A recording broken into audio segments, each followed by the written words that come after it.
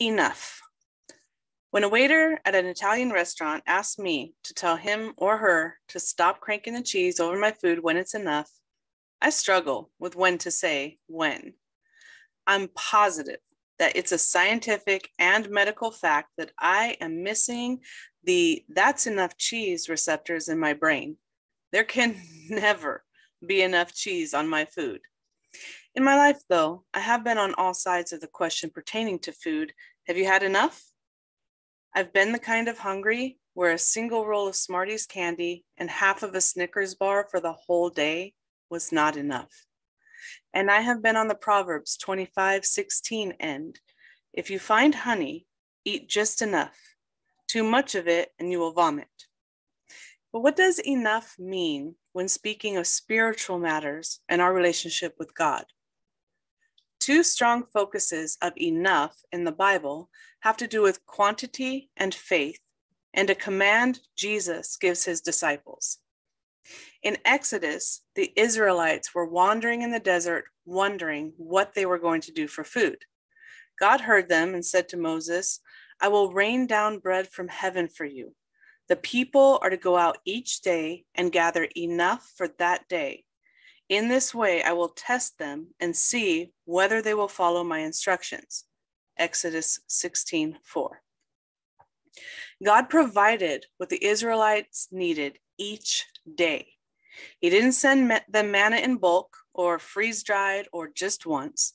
Each day, he sent as much as they would need for that day. Every day, they needed it. But the Israelites had to follow the instructions to only gather enough for that day.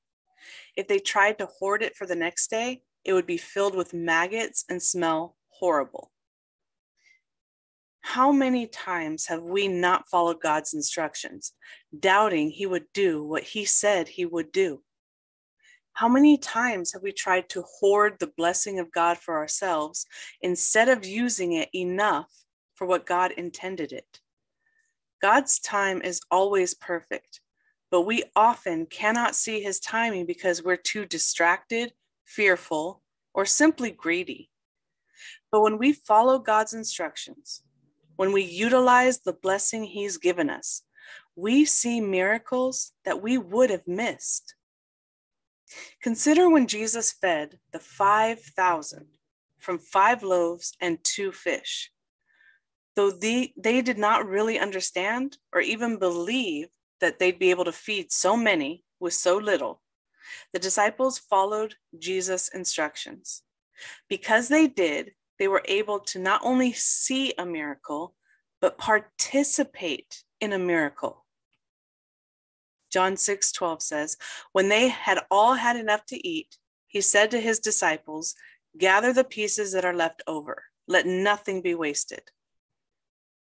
There is a saying, "Miss the forest for the trees," that can also be applied to God and enough. Matthew 6:34 says, "Therefore, do not worry about tomorrow, for tomorrow will worry about itself. Each day has enough trouble of its own." We spend far too much time worrying about the future, what might happen, that we don't gather our manna for today.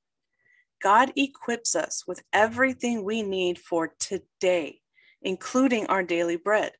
Yet we hoard it and try to save up when all that happens is our best intentions and self-preservation turn to maggots and stink.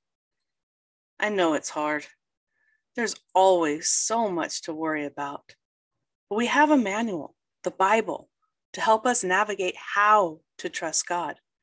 We have a book full of examples of how those who trusted God were blessed and taken care of beyond measure. Elijah is a perfect example.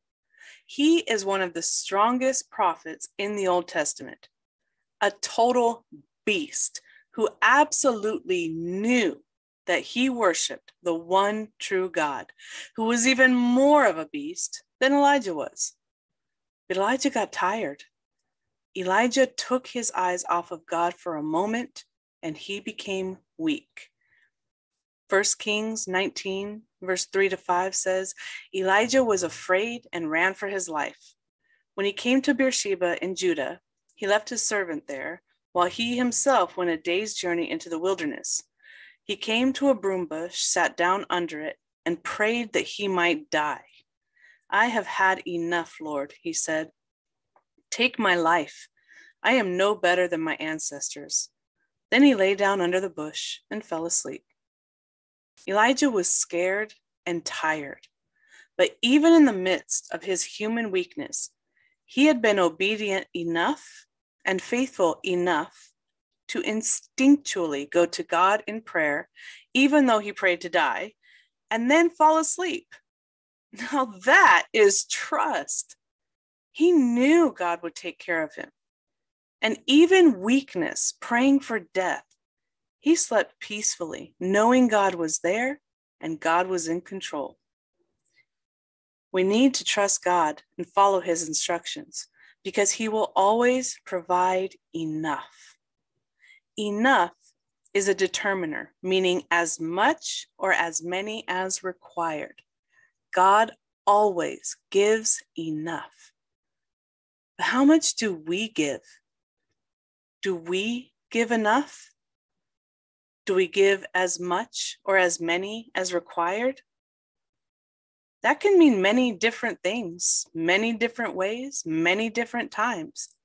But always what we give, how much and when, qualifies enough for us towards Christ. If you haven't been giving enough to Christ, I urge you to start now. Each day, God gives us enough manna, enough opportunities to trust him and follow his instructions. This is the command Jesus gave his disciples in the Garden of Gethsemane on the night he was betrayed. Mark chapter 14, verse 41 says, returning the third time, he said to them, are you still sleeping and resting? Enough. The hour has come. Look, the Son of Man is delivered into the hands of sinners. This is a command of action. God gives us enough each day to put to use to glorify him. And Jesus gives us a command to get us moving if we've fallen asleep. Let us recognize the voice of God enough to act in faith and obedience, enough to honor Christ's sacrifice for us. Amen.